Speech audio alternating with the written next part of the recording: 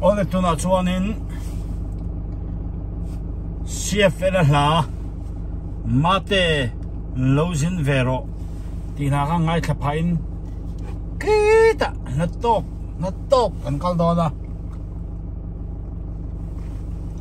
speed limit zala ya tan na tur ni bangin khua har do na chuwa chuanin man mo lo takin kan kalanga kan ngai thang la nên lòng ai thay đổi nè, chef về là mate nozin vero Melbourne, cái thằng vào lại á, nó là bạc hạt cái ngày son em, cầm mang ngày na, cái đủ na cái hình ngâm lẩu khao về nè, chú cái hành ngày khác chăn đeo nghe, no. Chăn này đều in cái ngày đó này ring đều lắc ở ring cái tiếng chăn chú freeway cái tạm tổ đông vàng in lâu ngày thay về dễ lắm chứ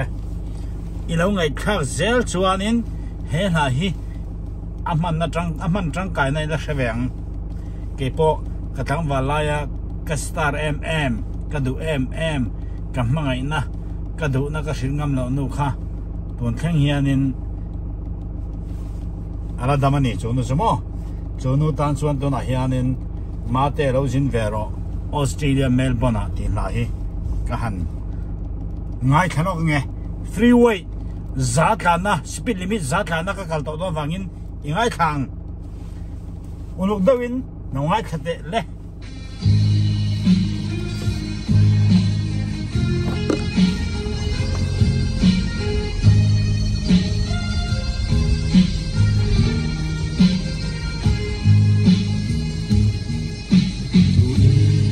Hãy subscribe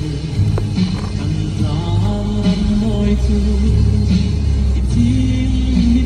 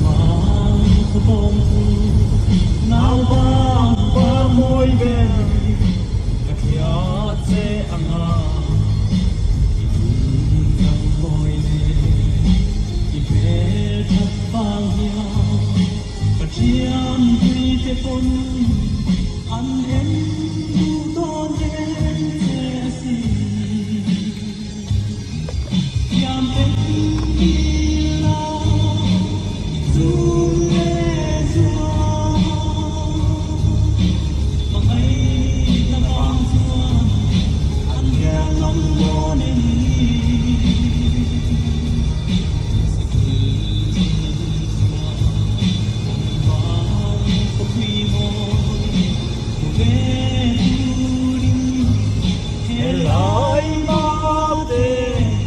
không bỏ lỡ